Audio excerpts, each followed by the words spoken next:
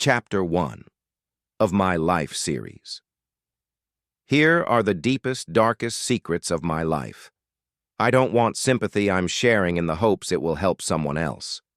I came into this world in a place most people would call the middle of nowhere, a one-room shack on my grandparents' farm. It wasn't much, but it was home. My mom was only 19, my dad 21, and they were just kids themselves trying to raise kids. We were poor, so poor that our family shared one egg a day between the four of us. Looking back, it wasn't the kind of poverty that just empties your stomach. It was the kind that humbles your spirit and shapes your soul. My father worked hard. He wanted better for us. Eventually, he managed to move us into a place of our own. For a while, it seemed like things were turning around. He and my mom had another son, and we were starting to feel like a real family. But behind closed doors, my dad battled demons of his own. Alcohol, anger, and pain he never talked about. The arguments between my parents became as common as the sunrise, and before long their marriage fell apart. My brother and I went to live with my dad.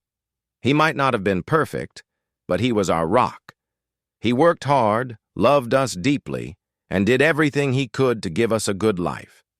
We spent weekends with our mom, who later remarried a good man, one who treated us with kindness. For a while, life almost felt stable. Then came the day that changed everything.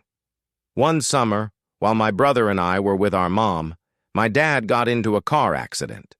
He was thrown from the vehicle and didn't make it.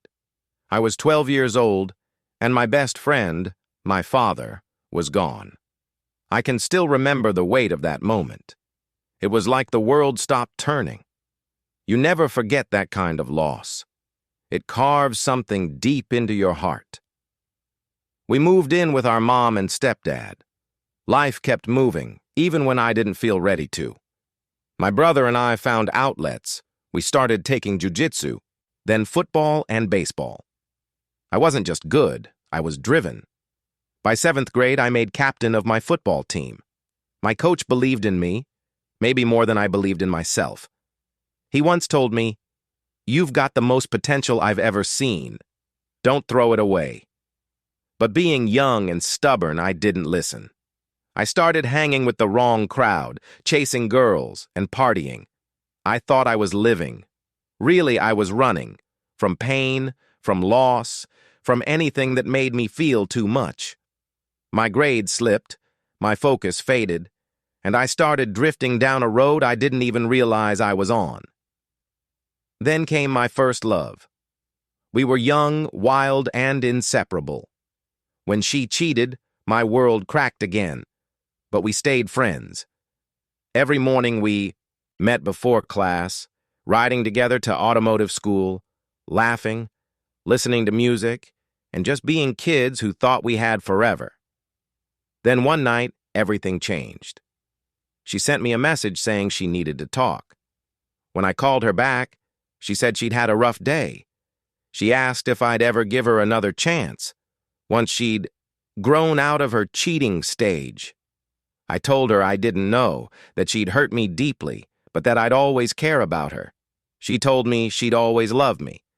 I asked if she was okay, twice. Both times she said yes. The next day I found out she had taken her own life. I can't even describe the sound your heart makes when it breaks like that. The guilt, the what-ifs.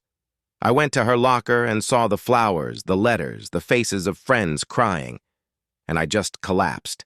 It felt like the universe was against me. After that, I spiraled, drinking, partying, numbing. I didn't want to feel anything anymore. A few years later, I found myself in another nightmare.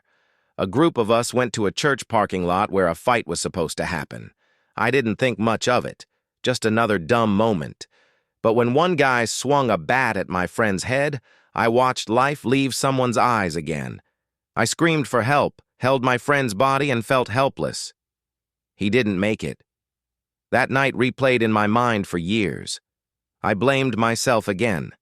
And like before, I turned to alcohol to silence the pain. I kept drinking, chasing distraction after distraction.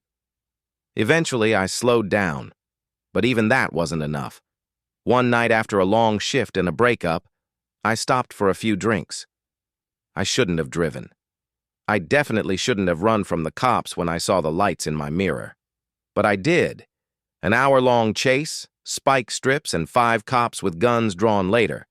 I was sitting in the back of a police car. I was charged with DUI and felony eluding. I took a plea, served weekends for the DUI, and 6 months for eluding. I spent Thanksgiving and Christmas behind bars, not realizing those would be the last holidays I'd ever spend with my mom. But this isn't a story about mistakes. It's a story about survival. Because no matter how many times life broke me, somehow I kept getting back up. Maybe it was my mom's voice echoing in my head. Maybe it was faith.